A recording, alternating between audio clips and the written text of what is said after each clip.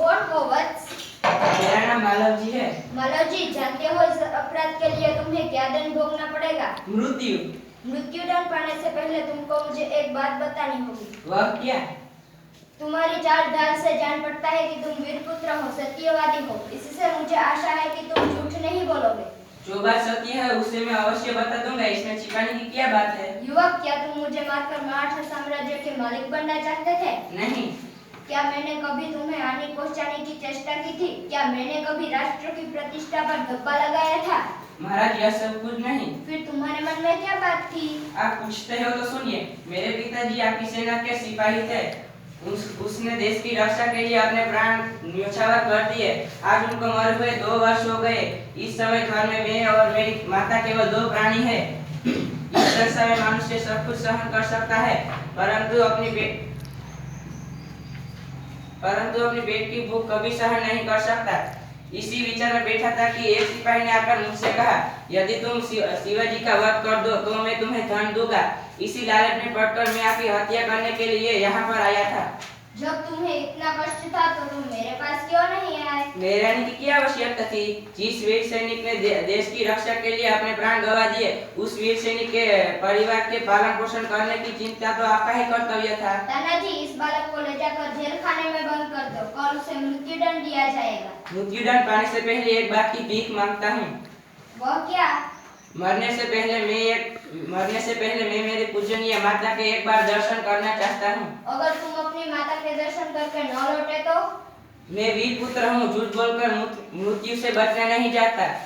मैं प्रतिज्ञा करता हूँ कि मैं मेरी पूजनीय माता के दर्शन करके अवश्य जल्दी लौट आऊंगा। अच्छा, जाओ, यही देखना है। ओह, इस बालक में वीरता फूट फूट कर भरी है। साथ में यह अपनी माता का भक्त भी है। ऐसे ही बालक अपने माता पिता की लाज रखते हैं। तानाजी, तुम्हारी क्या राय है? आप कहते हैं महाराज, ये इसकी वीरता और साहस पर मैं मुग्ध हूँ। तानाजी, जानते हो इस बालक के साथ मैं क्या व्यवहार करूंगा? नहीं महाराज। मैं इसकी परीक्षा लेने के पश्चात उसे मृत्युदंड से मुक्त कर अपनी सेना में भर्ती करूंगा। मेरा विश्वास है कि मातृभूमि की सेवा में यह बालक कोई कसर नहीं छोड़ेगा। माता के साथ इतनी दया धन्य है। तानाजी, मारने वाले से बचाने वाले में अधिक शक्ति होती है। आज तुमने हमारी जान बचाई, इसलिए मैं तुम्हारा आभारी रहूंगा। महाराज, आप ये क्या कहते हैं? मैं तो आपका दास हूँ। स्वामी की रक्षा करना दास का कर्तव्य है। इसमें आभारी होने की क्या बात है?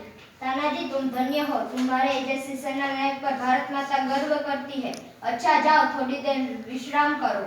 जो आज्ञा महाराज। दूसरा दृश्य, शिवाजी के दुर्ग का कमरा, दोपहर का समय। तानाजी, तानाजी, क्यों न जाने मेरे हृदय में उस बालक के प्रति अगाध प्रेम उमड़ रहा है। जब से वह मेरे सामने से गया है, मैं उसी के बारे में सोच रहा हूँ। महाराज, वह इसकी वीरता और साहस का फल है। सच कहते हो, ये उसकी वीरता और साहस का। इतनी छोटी अवस्था और इतना साहस। जिस शिवाजी के नाम से मुगल सेना कांपती है, उसके सामने एक बालक का इतना साहस। इसमें भी कोई संदेश है। महाराज, आपसे कोई बालक मिलना चाहता है, उसे बुला लाओ। महाराज, अब आपका अपराधी मृत्युदंड पाने के लिए प्रस्तुत है। वीरपुत्र, तुम इतनी जल्दी कैसे आ गए? महाराज, आपके विदा होकर मैं अपने घर पहुंचा। माता बड़ी देर से मेरी प्रतीक्षा कर रही थी। उसने देखते ही मुझे गले छाती से लगा लिया। उस समय मैंने सोचा कि उससे सारा भेद कह दूं, परंतु मेरी हिम्मत न पड़ी। अब आपकी सेवा में उपस्थित हूँ। आप जो चाहेंगे वो कर सकते हैं, परंतु एक बात की और भीख मांगता हूँ। कहो, वह कौन सी बात है? मेरी माता का देखरेख का समस्त भार आप अपने ऊपर ले लीजिए। वीरपुत्र, तुम सचमुच क्षत्रिय पुत्र हो। शिवाजी वीरों का आदर करता है, उनकी हत्या नहीं करता। अब तक मैं तुम्हारी परीक्षा ले रहा था। वत्स, तुम मेरी परीक्षा में सफल हुए। धन्यवाद महाराज।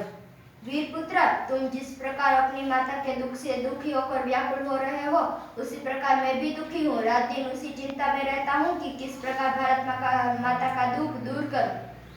महाराज, यह शरीर आपका है। आपने मुझे जीवन दान दिया है। मैं प्रतिज्ञा करता हूँ कि जब तक इस शरीर में जान है मैं मातृभूमि की सेवा से पीछे नहीं हटूंगा। वीरपुत्र, मैं तुमसे यही आशा करता हूँ।